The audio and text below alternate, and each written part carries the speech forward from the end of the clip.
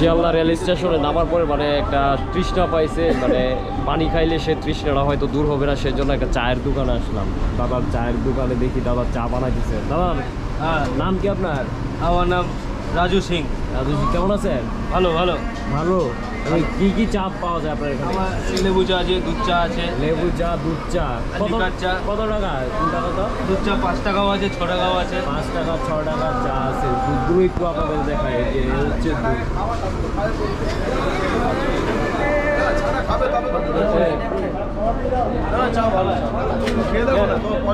আমরা আগে দুধ যে জানতেছি কত টাকা? এটা 10 টাকা, এত কি পুরোটা ভরে? হ্যাঁ, পুরোটা 10 টাকা, পুরোটা 10 টাকা। ওটা 6 টাকা। দাদা আমাদের তাহলে দেন। হ্যাঁ, দুধ চা দেন। চাটা বানায় এই মার্কেটের নাম কি? Station market? হ্যাঁ ভালো না ভাইয়া? মাটির ইয়াতে দেন আপনারা না? হ্যাঁ মাটি। এই হচ্ছে চা, এই যে দুধ চা। এটার দাম কত টাকা বললেন? এটা 6 টাকা। 6 টাকা এটা। আর 5 টাকা ডলো রং চা। হ্যাঁ 5 টাকায় কাগজের কাপে হবে। চাটার একটু অন্যরকম হচ্ছে গিয়া যে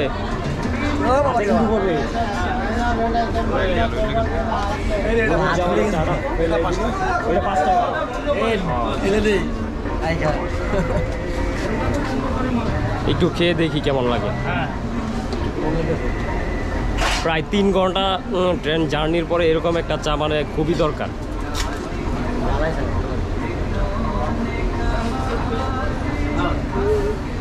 প্রচণ্ড গরম, ধরতে খুব কষ্ট হচ্ছে। দারুণ লাগতেছে, দারুণ। এক কথা ঠান্ডা লেগে গেছে। এমনি তো আমার ঠান্ডা থাকে প্রচুর পরিমাণের, কিন্তু আজকে 2-3 দিন যাবৎ বিভিন্ন জায়গাতে বিভিন্ন স্থান থেকে পানি খাচ্ছি, সেটার জন্য আরও সমস্যা হচ্ছে। আর গরম যে এত পরিমাণের গরম সেটা কি বলা যায়? এত গরম। আর এই জায়গাতে আবার 3 ঘন্টার জার্নি শেষে এরকম চা খাওয়া খুবই জরুরি দরকার।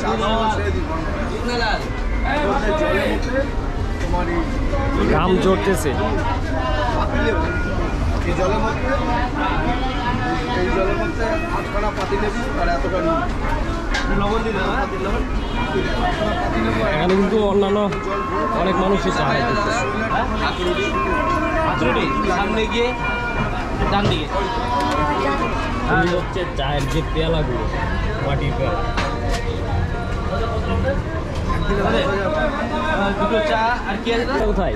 আমাদের কলকাতায়। কলকাতাতে। কলকাতাতে আমরা তো সেই ঢাকা থেকে আসছি। আপনার চাটা খুব ভালো চা, এই জন্যই আসছিলাম। মানে শুধু চা খাওয়ার জন্য আসছেন নাকি? আমরা যাবেন কোথায় আপনারা? জম্মু যাব, কাশ্মীর। আমরা আসছি আপনাদের এলাকায়, আপনারা যাবেন সেই দূরে। আমরা প্রায় কাশ্মীরের কাছাকাছি। আমরা আসছি 2 দিন হয়েছে।